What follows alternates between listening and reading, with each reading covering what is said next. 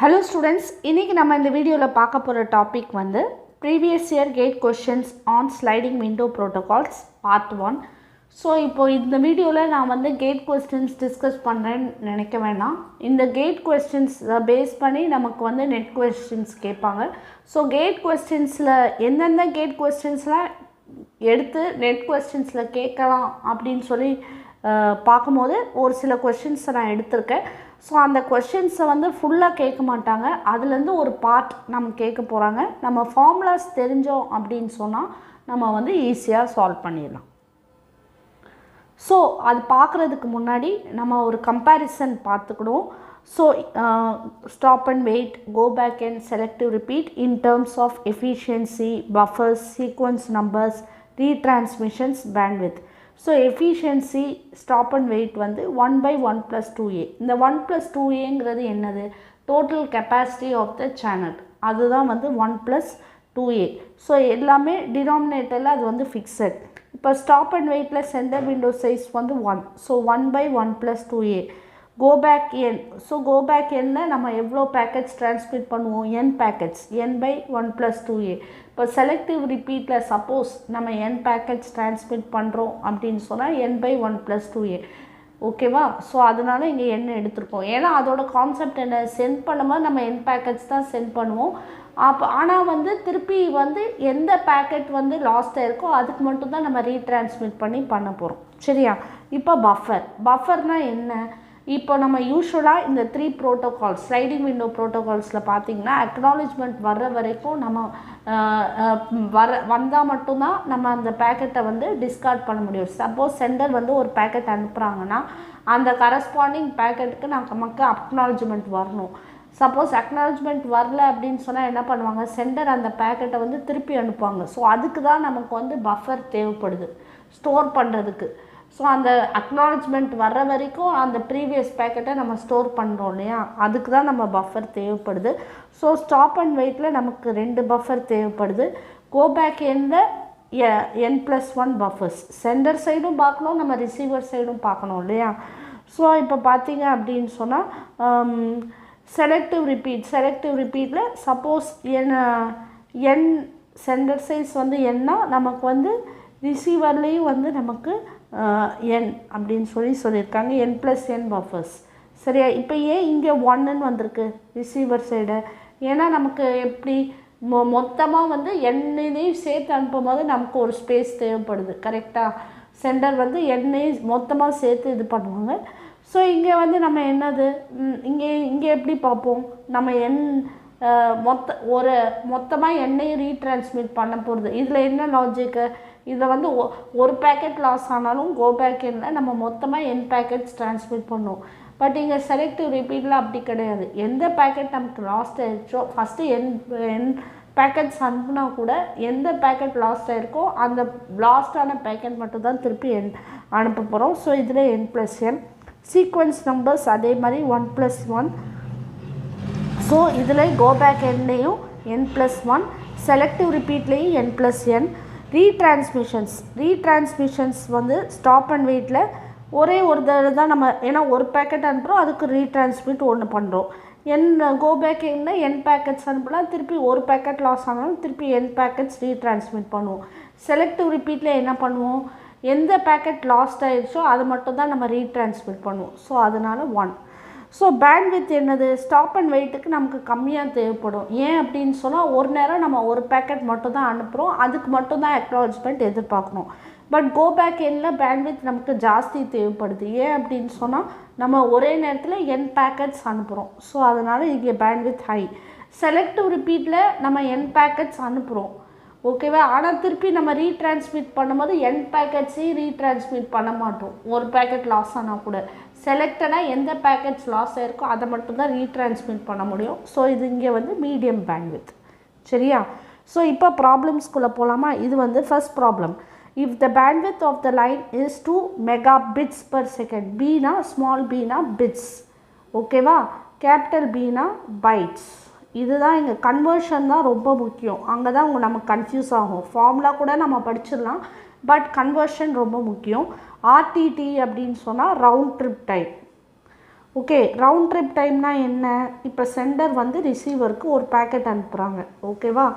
அப்போ அடுத்த ரிசீவர் வந்து அந்த கரஸ்பாண்டிங் பேக்கெட்டுக்கு அக்னாலஜ்மெண்ட் அனுப்புவாங்க இல்லையா? ஸோ அந்த பேக்கெட் வந்து சென்டர்லேருந்து ரிசீவர்கிட்ட போய் சேர்ந்துட்டு அக்னாலஜ்மெண்ட் வந்து ரிசீவர்கிட்டருந்து திருப்பி சென்டருக்கு வருது இல்லையா? அந்த டைம் தான் வந்து அந்த அதனால தான் அந்த போயிட்டு டூ அண்ட் ஃப்ரோ போயிட்டு வருது இல்லையா? அந்த டைம் தான் வந்து round trip time. So round trip time is 50 milliseconds and packet size is 1 KB. KB அப்படின்னு சொன்னால் kilobytes. Then find the link utilization in stop and wait. Link utilization எவ்வளோன்னு சொல்லி கேட்டிருக்காங்க. ஸோ கொடுத்துருக்க டேட்டாலாம் நம்ம எழுதியாச்சு. இப்போது link utilization stop and wait கேட்டிருக்காங்க. லிங்க் யூட்டிலைசேஷன் அப்படின்னு சொன்னால் எஃபிஷியன்சி தான் கேட்குறாங்க. நம்ம ஃபார்முலா தெரியும், 1/1 + 2a. ஸோ இந்த ஏங்கிறது TP/TT. TP வந்து ப்ரொப்பகேஷன் டிலே, TT வந்து டிரான்ஸ்மிஷன் டிலே. ஸோ ஏற்கனவே ப்ரொப்பகேஷன் டிலேனா என்ன, டிரான்ஸ்மிஷன் டிலேனா என்னன்னு சொல்லி நான் வீடியோ போட்டிருக்கேன். அந்த வீடியோவை நான் டிஸ்கிரிப்ஷன் பாக்ஸில் ஷேர் பண்ணுறேன். ஃபஸ்ட்டு அது என்னன்னு சொல்லி பார்த்துட்டு நீங்கள் இந்த வீடியோ பார்த்தீங்கன்னா உங்களுக்கு ஈஸியாக இருக்கும். ஸோ ப்ரொப்பகேஷன் டிலே வந்து round trip time by 2. So 50 milliseconds by 2, that is 25 milliseconds. Round trip time வந்து நமக்கு 50 milliseconds கொடுத்தாங்க பை 2, ஸோ 25 milliseconds. ஸோ இதுதான் வந்து ப்ரொப்பகேஷன் டிலே. ஸோ ப்ரொப்பகேஷன் டிலேவோட ஃபார்முலா வேரி ஆகும். நோட் பண்ணுங்கள், எப்போ வேரி ஆகும்? ரவுண்ட் ட்ரிப் டைம் கொடுத்தா இதுதான் formula. Suppose round trip time கொடுக்காட்டி நமக்கு வேறு ஃபார்முலா அப்ளை பண்ணணும். அது நம்ம ஃபோர்த் கம்மிங் வீடியோஸில் நம்ம பார்க்கலாம், சரியா? ஸோ இங்கே ரவுண்ட் ட்ரிப் டைம் கொடுத்துருக்கிறதுனால நமக்கு வந்து ரவுண்ட் ட்ரிப் டைம் யூஸ் பண்ணி நம்ம ப்ரொப்பகேஷன் டிலே கண்டுபிடிக்க முடியும். ஸோ இப்போ வந்து transmission delay frames is by bandwidth. So கிலோபைட்ஸ்னால் 2^10, 1 kilobyte = 2^10 bytes, பைட்ஸு, ஓகேவா? So 2/10 bytes. திருப்பி அந்த 2/10 என்ன பண்ணியிருக்காங்க, பிட்ஸாக மாற்றிருக்காங்க. 1 byte = 8 bits, சரியா? 8 bits. 1 kilobyte = 2^10 bytes.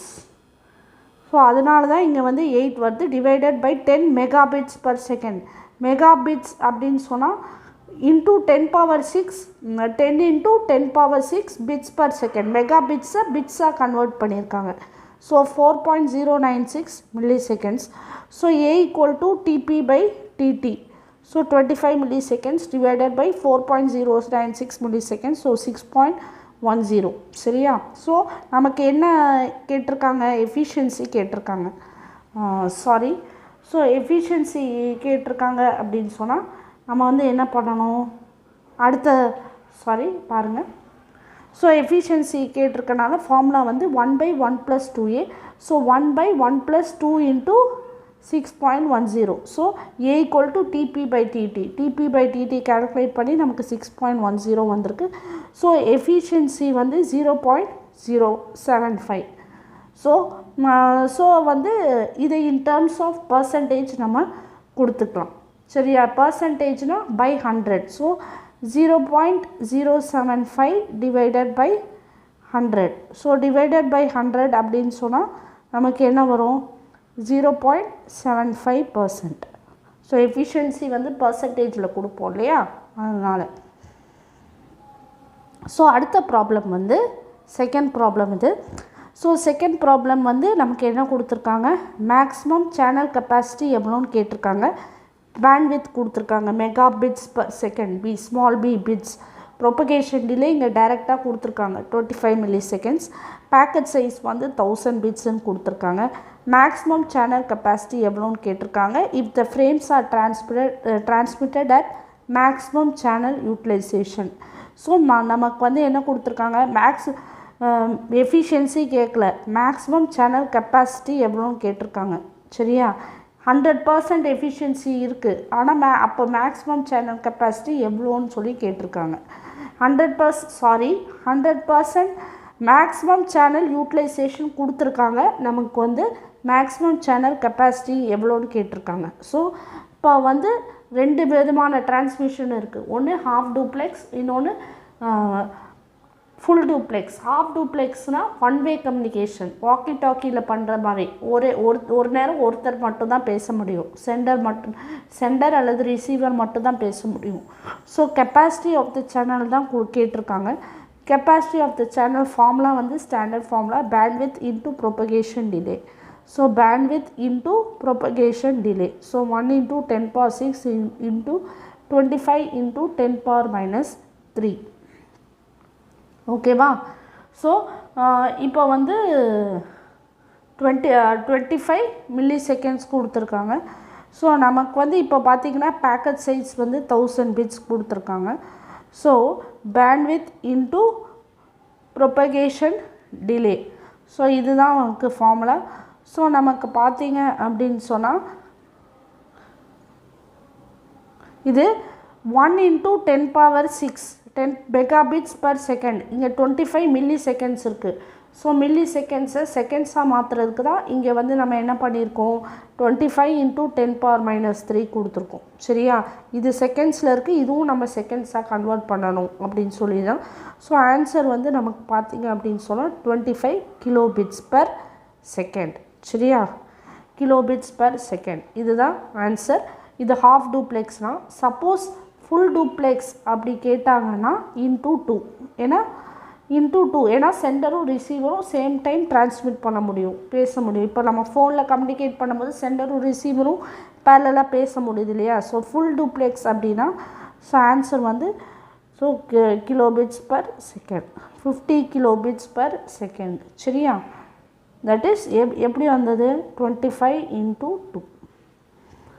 ஸோ அடுத்தது வந்து ஸோ இந்த வீடியோவில் நம்ம வந்து கேட் கொஷின்ஸ் என்னன்னு சொல்லி பார்த்தோம். அடுத்த வீடியோவில் நம்ம ஒரு செகண்ட் ஹாஃப் பார்க்கலாம். ஸோ இந்த கேட் கொஷின்ஸ் வந்து நெட் எக்ஸாமில் 1 மார்க் தான் நமக்கு எப்போயுமே நெட் எக்ஸாமில். ஸோ இதுலேருந்து ஏதாவது ஒரு பார்ட் எடுத்து கேட்பாங்க. ப்ரொபகேஷன் டிலே கால்குலேட் பண்ணுங்கள், டிரான்ஸ்மிஷன் டைம் மட்டும் கால்குலேட் பண்ணுங்கள், மொத்தமாக கேட்க மாட்டாங்க 2 மார்க்ஸுக்கு. ஸோ இந்த ஃபார்முலாஸு அதுக்கப்புறம் இந்த கன்வர்ஷன் நமக்கு தெரியணும். கிலோ பைட்ஸ்னால் நமக்கு வந்து என்ன இருக்கணும், தட் இஸ் 2^10 bytes அப்படின்னு தெரியணும். மெகா பைட்ஸ்னால் நமக்கு 2^20 bytes அப்படின்னு சொல்லி தெரியணும். கிகா பைட்ஸ்னால் 2^30 bytesன்னு தெரியணும். ஸோ இது தெரியணும். இது எல்லாமே இன் டேர்ம்ஸ் ஆஃப் பைட்ஸ்ன்னு சொல்லி சொல்கிறேன். ஸோ அதில் இந்த இந்த இந்த ஸ்டாண்டர்ட் கன்வர்ஷன்ஸ் எல்லாம் நமக்கு தெரிஞ்சுக்கணும். பைட்ஸ்னால் என்ன, 1 byte = 8 bits. ஸோ இந்த மாதிரி கன்வர்ஷன்ஸ்லாம் தெரிஞ்சால் நம்ம ஈஸியாக அதை சால்வ் பண்ணிடலாம். ஸோ அடுத்த வீடியோவில் நம்ம வந்து part 2 previous year GATE questions part 2 நம்ம பார்க்கலாம்.